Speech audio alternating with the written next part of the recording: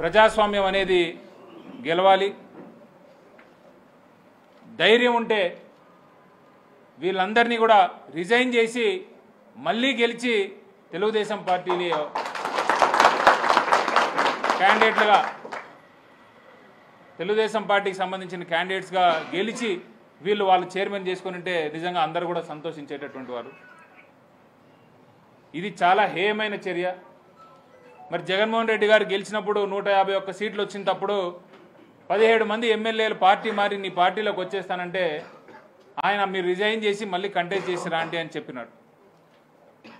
అలాంటి కమిట్మెంట్ ఉండేటటువంటి వాల్యూస్ ఉండేటటువంటి నాయకుడు వెనకాల ఈరోజు మేమంతా ఉన్నామని చెప్పి మాకు కూడా చాలా గౌరవంగా ఉంది. తలెత్తుకొని నిజంగా వైఎస్ జగన్మోహన్ రెడ్డి గారు వైఎస్ఆర్ పార్టీతో మేము నడుస్తామని చెప్పుకోవడానికి కూడా చాలా సంతోషంగా ఉంది. గడిచిన రామకుప్పంలో ఎంపీపీ ఎలక్షన్ జరిగితే ఇదే విధంగా దౌర్జన్యకాండ చేసి కనీసం మనకు సంబంధించినటువంటి ఎంపీటీసీలు ఎవరిని కూడా హాల్లోకి కూడా ఎంటర్ కానికుండా వాళ్ళే డిక్లేర్ చేసుకోవడం జరిగింది. ఈరోజు మున్సిపల్ చైర్మన్ సంబంధించినటువంటి ఎన్నిక కూడా మరి వీళ్ళందరినీ ప్రలోభ పెట్టి వీళ్ళందరినీ డబ్బులు ఇచ్చి వాళ్ళ ప్రాణాలను బెదిరించి వాళ్ళ ఆస్తులు ధ్వంసం చేస్తామని బెదిరించి వాళ్ళందరినీ కూడా ఈరోజు మన పార్టీకి అగేన్స్ట్గా ఓటేయడం కూడా జరుగుతోంది. ఎవరెవరైతే మరి పార్టీకి అగేన్స్ట్గా విప్గా అగేన్స్ట్గా ఓటేస్తారో వాళ్ళందరినీ కూడా పార్టీలోనే సస్పెండ్ చేస్తూ మరి వారి మీద విప్పును ధిక్కరించినందుకు విప్పుకు అగేన్స్ట్గా ఓటేసినందుకు హైకోర్టుకు వెళ్ళి వారి కౌన్సిలర్ పదవిని కూడా ఊడిపోయే విధంగా మేము కేసు కూడా వేయడం జరుగుతూ ఉంది. ఎందుకంటే విప్పుని అగేన్స్ట్గా వేస్తే ఏదైతే ఆ కౌన్సిలర్ పోస్ట్ ఉంటుందో అది కూడా పోతుంది కాబట్టి దాన్ని కూడా మేము సీరియస్గా హైకోర్టులో ఫైల్ చేస్తూ ఉన్నాము. ఏదేమైనప్పటికీ కూడా జగన్మోహన్ రెడ్డి గారు ఇచ్చినటువంటి ధైర్యం కానీ మా పార్టీ శ్రేణుల్లో ఇప్పటికీ కూడా అలాగే ఉంది. రాబోయేటటువంటి ఎన్నికల్లో మళ్ళీ కుప్పం నియోజకవర్గంలో ప్రతి ఒక్క వైఎస్ఆర్సీపీ కార్యకర్త కూడా రెడీగా ఉన్నాడు జగన్మోహన్ రెడ్డి గారికి సపోర్ట్ చేయడానికని. ఈరోజు మాతో పాటు ధైర్యంగా నిలబడినటువంటి ఈ 9 మంది కౌన్సిలర్లకి కూడా వైఎస్ఆర్సీపీ పార్టీ తరఫున మేమందరం కూడా చేతులు జోడించి వీరందరికీ కూడా నిజంగా ధన్యవాదాలు తెలియజేస్తున్నాను. ఎందుకంటే 4 రోజులుగా నేను కూడా వారితోనే ఉన్నాను. ఏ రకమైనటువంటి ఇబ్బందులు పెట్టినారు, ఏ రకమైనటువంటి బెదిరింపు ఫోన్ కాల్స్ వచ్చినాయి అనేటటువంటి విషయం పర్సనల్గా మేము కూడా చూసినాం. ఎంత ప్రయత్నం చేసినప్పటికీ కూడా ఇది అనైతికంగా గెలిచినటువంటి విజయం కాబట్టి దీన్ని మేము హైకోర్టులో ఎటువంటి పరిస్థితుల్లో కూడా ఎదుర్కొంటామని తెలియజేస్తూ ఈ 9 మంది కౌన్సిలర్లు ఎవరైతే ఉన్నారో మున్రాజ్ గారు, నాగరాజు గారు, జయంతమ్మ గారు, మంజుల గారు, మమతా గారు, హఫీజ్ గారు, రాజ్ కుమార్ గారు, మాధవ్ గారు వీరందరికీ కూడా మరొకసారి పార్టీ తరఫున నా తరఫున అందరి తరఫున కూడా ప్రత్యేకంగా ధన్యవాదాలు తెలియజేసుకుంటూ టీడీపీ వారి అందరికీ కూడా ఒకటే ఒక్క విషయం మా పార్టీ తరఫున తెలియజేయాలనుకుంటున్నాను.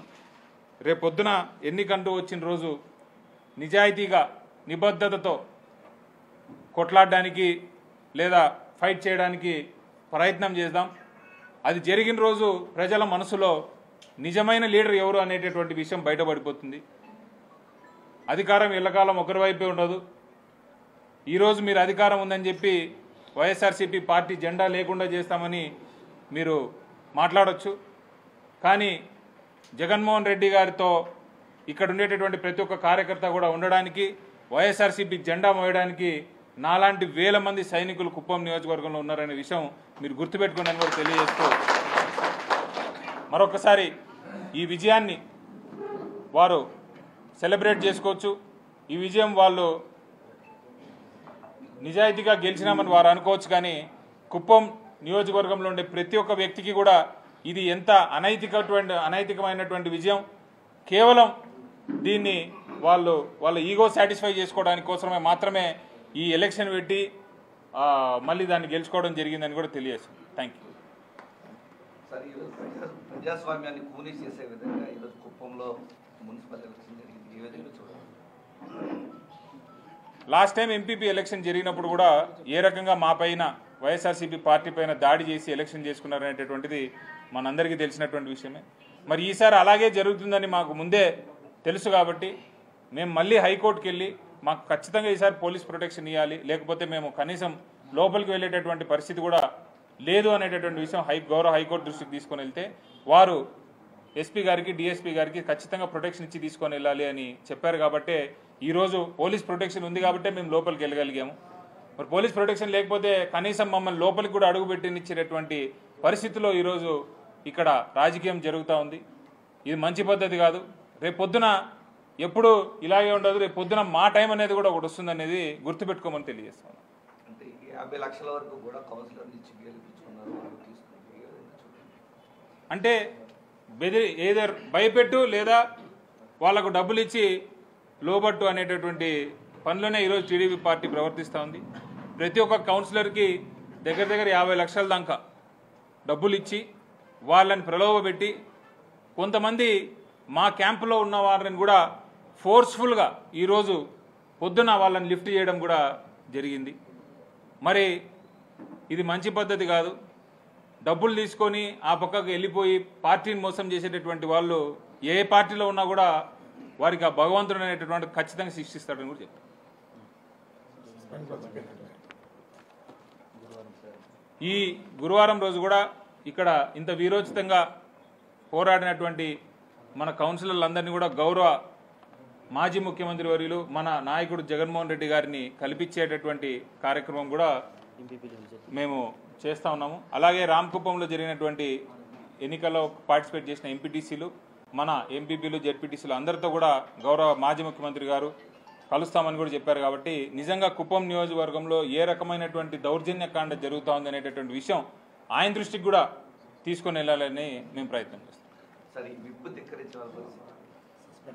జనరల్గా విప్పుని ధిక్కరించకూడదు. ఒక పార్టీ సింబల్ మీద గెలుస్తారు. ఆ ఫేస్ వాల్యూ అనేది పార్టీకి ఉంటుంది. కాబట్టి మన పార్టీని విప్పుని ధిక్కరించినటువంటి ఈ 10 మంది కౌన్సిలర్లు ఎవరైతే ఉన్నారో వారిని ఇమ్మీడియట్గా పార్టీ నుంచి సస్పెండ్ చేస్తూ ఉన్నాం. అంతేకాకుండా వారందరినీ కూడా విప్పు ధిక్కరించినందుకు వాళ్ళకు విప్పు సర్వ్ అయింది. సర్వ్ అయిన కాపీస్ కూడా మా దగ్గర ఉన్నాయి. విప్పుని ధిక్కరించినందుకు హైకోర్టులో వాళ్ళ మీద మేమే పిటిషన్ వేసి వారు ఏదైతే ఆఫీస్ హోల్డ్ చేస్తున్నారో ఆ ఆఫీస్ని హైకోర్టు ద్వారా ఆ ఆఫీస్ని తీసేసే విధంగా వాళ్ళకి ఆ కౌన్సిలర్ పదవి ఉండకుండా చేసే విధంగా చేయడానికి మేము ప్రయత్నం